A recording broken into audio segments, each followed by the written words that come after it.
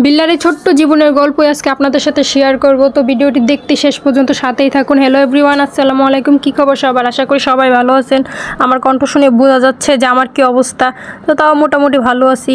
তো সকালবেলা ঘুম থেকে উঠে গেছে, আজকে একটু তাড়াতাড়ি আমার ঘুমটা ভেঙে গেছে। তো উঠেই গতকালকে রাতের বাসি তরকারি যা ছিল সমস্ত কিছু আগে গরম করে নিলাম। তারপরে তো ঘরে এসে দেখি ঘরের কী অবস্থা।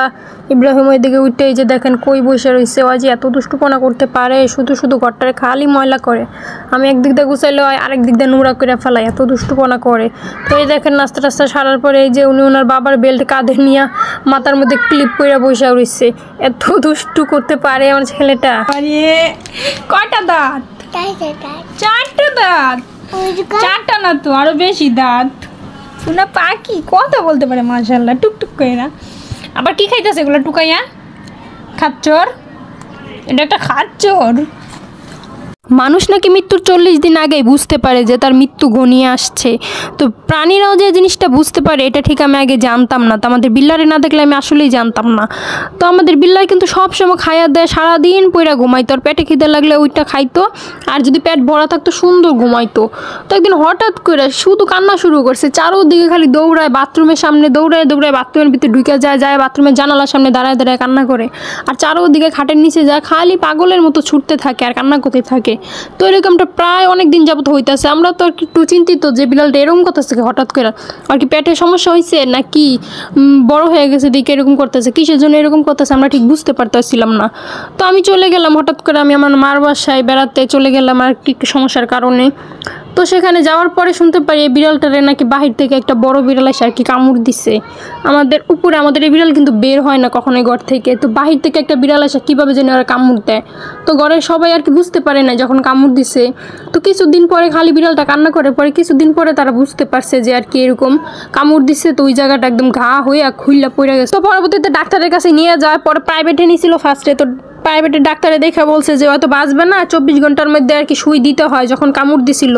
তো সেটা তো প্রায় 4-5 দিন পরে মনে হয় ওরা দিছে। তো দেখা হয়নি। তো এতদিনে ভাইরাস পুরো শরীরে ছড়ায় গেছে গা। তো এখন আর কিছুই করা যাবে না, আপনারা দেখেন যে কদিন বাঁচে।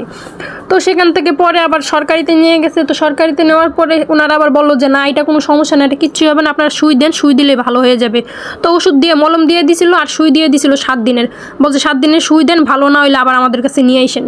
তো বাসায় নেই যেরকম সুই দেওয়া হতো প্রতিদিন, আর মলম দিয়ে দেওয়া হতো ওই জায়গাটাতে পরিষ্কার করে ড্রেসিং করে প্রতিদিন দিয়ে দেওয়া হতো। তো মাঝখানে একদম আমি তো ভাবছিলাম যে মারাই যাবে, এরকম করুণ পরিণতি ওর হয়ে গেছিলো। আমি ভাবছিলাম ও আর বাঁচবে না, সেদিনই মারা যাবে। কিন্তু না, আল্লাহর অশেষ রহমতে সেদিন কিন্তু মারা যায়নি, সুস্থ সবল হয়ে গেছে। তারপরে দেখি কি সুন্দর দৌড়াইতেছে, খাইতেছে, ঘুরতেছে, ফিরতেছে। আমি তো ভাবছি যে না এখন সুস্থ হয়ে যাবে, আর কোনো সমস্যা নেই, ভালো হয়ে যাবে, ওষুধ কাজে লাগতেছে। তো প্রথম একদিন খাইলো, খাইয়া দেয় দৌড়াদৌড়ি করলো, এমনভাবে খাবার খাইতো কত দিন হয়েছে না খাওয়া রয়েছে হয়, এমনভাবে পাগল হয়ে যেত, যাই দেখতো এইটা খাওয়ার জন্যই পাগল হয়ে যেত। ঠিক তার পরের দিনই একেবারে খাবার দাবার খাওয়া বন্ধ করে দিল। খিদা লাগলে যায় শুনতো কিন্তু খাইতো না। এরকম করলো, সারাদিন পাগলের মতো ছুটতে লাগলো, এই ঘর থেকে ওই ঘরে ছুটে, ওই ঘর থেকে ওই ঘরে ছুটে, পুরা দিশে হারায় গেছে। আমি তো মনে করছি আমার মাথা গেছে গা, পাগল হয়ে গেছে পুরা। খিদায় পাগল হয়েছে না ব্যথায় যন্ত্রণায় পাগল হয়েছে। প্রতিদিন এত পরিমাণে খিচুনি উঠতো, কিন্তু সেদিন আর খিচুনি ওঠে না, শুধু একবার খিচুনি উঠছিল। সারা ঘর খালি দৌড়ায় আর পাগলের মতো ছুটে, জায়গায় জায়গায় দিয়ে চিতে পড়ে থাকে, মরে গেছে, এরকম অবস্থা হয়ে গেছিল। তো রাতের বেলায় যে শুই দেওয়ার জন্য লোক আসছিল, পরে শুধু একটা মাছ খাইছিল, এই ওর জীবনের শেষ খাওয়া, আর খায়নি। সেই রাতে একটা মাছ খাইয়া নিছে। তারপরে যে শুই দিছে, পরে ভোর ফজরের আজানের পরে মা বললে একটা চিৎকার দিয়ে পৃথিবীটা ত্যাগ করে। সারা রাত আমার ননদ কুলে নিয়ে বসে আসছিল, এই ফজরের সময় এরকম একটা চিৎকার দিয়া আর পৃথিবী থেকে চলে যায়। সেদিন আমি হিসাব করে দেখলাম যে বরাবর 40 দিন হয়েছে। ওই যে দিন থেকে ফার্স্ট যেদিন থেকে কান্না শুরু করছে ওই দিন থেকে এই দিন পর্যন্ত নিয়ে 40 দিন আজকে হয়েছে। ওই 40 দিনের দিনই মারা গেল।